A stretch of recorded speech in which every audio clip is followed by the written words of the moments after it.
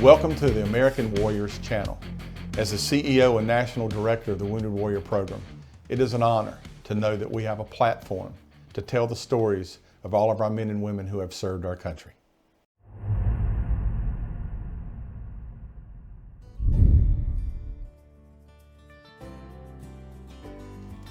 As the CEO of the Wounded Warrior Program, it is an honor to have the privilege to speak on behalf of our nation's wounded warriors and veterans. Our program began in 2005 at Womack Army Medical Center as a pilot program developed through Ability One and Industries for the Blind Milwaukee. We worked with our Congress and Senate, Department of Defense, Department of Army, and the Warrior Transition Battalions to help secure the futures of our wounded warriors and help provide meaningful employment through Ability One agencies. After creating the Wounded Warrior Program with our dedicated staff, and while we go to work each day, I want to tell you a brief story about a wounded warrior who contacted us a few years back. Colonel Thomas Hunley called me one afternoon and gave me the name of a wounded warrior who had tried to find employment for about 5 years. Everywhere he went, he was turned down. This gentleman was injured during the war. He was disfigured. This soldier worked hard every day to do everything he needed to do with the Warrior Transition Battalions to recover and to be a successful citizen again. He went everywhere trying to find employment and could not. One night I was returning from Seymour Johnson Air Force Base when I received a phone call from Colonel Thomas Hunley.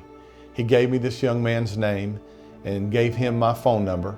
He heard I had a job at Womack Army Medical Center, and he said he would contact him and tell him to call me. And I said, I agreed.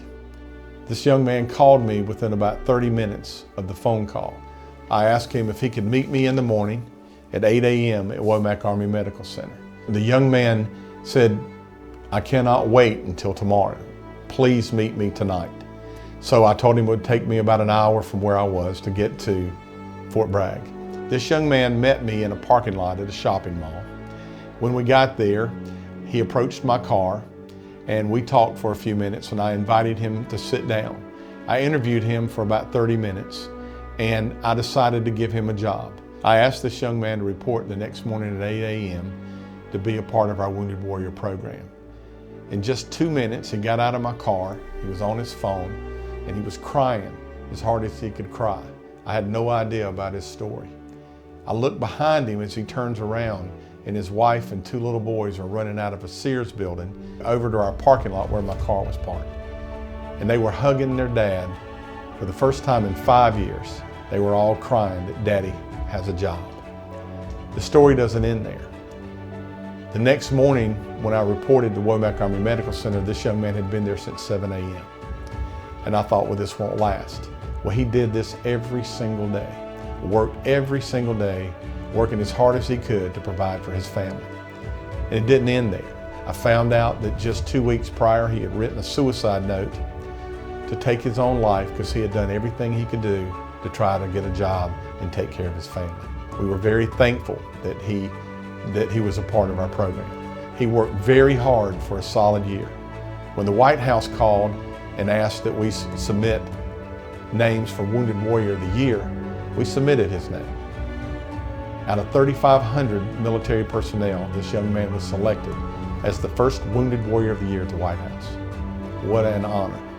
This young man spoke to many wounded warriors across the country who were committing suicide at 22 per day to let them know that programs like the Wounded Warrior Program had been set up to help find employment for them.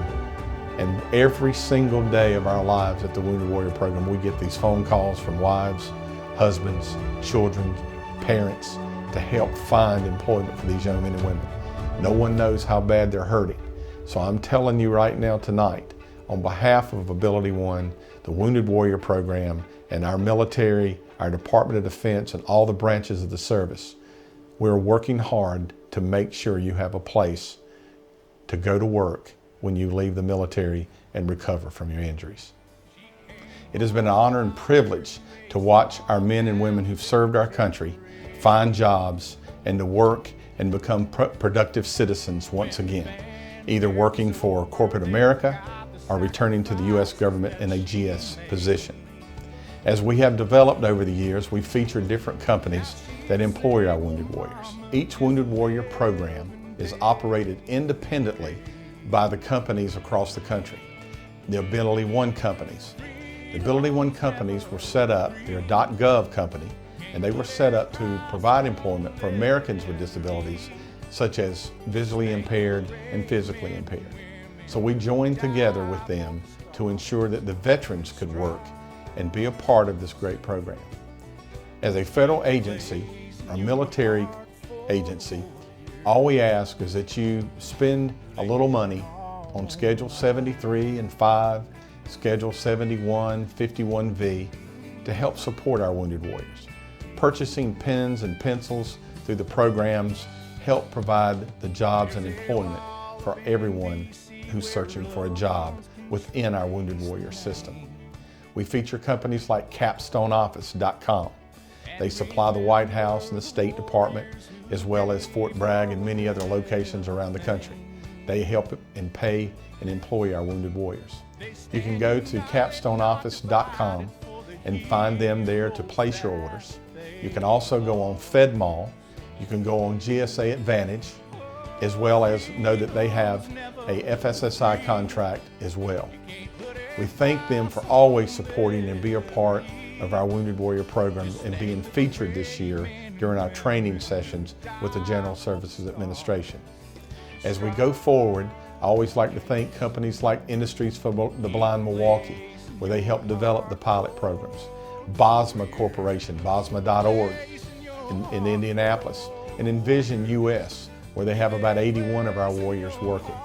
We have developed a PPE kit now that's made in the U.S., assembled in the U.S., with all the PPE equipment, with the mask and the gloves, the Purell, as well as the alcohol wipes. We also have included water purifying tablets now. And on behalf of our Wounded Warrior program, on behalf of all the government agencies, the military, as well as the Congress and the Senate, as well as the White House, thank you for supporting what we do. Thank you for everyone with Ability One, GSA, always being there to help find employment for our Wounded Warriors and our veterans. Thank you for this opportunity.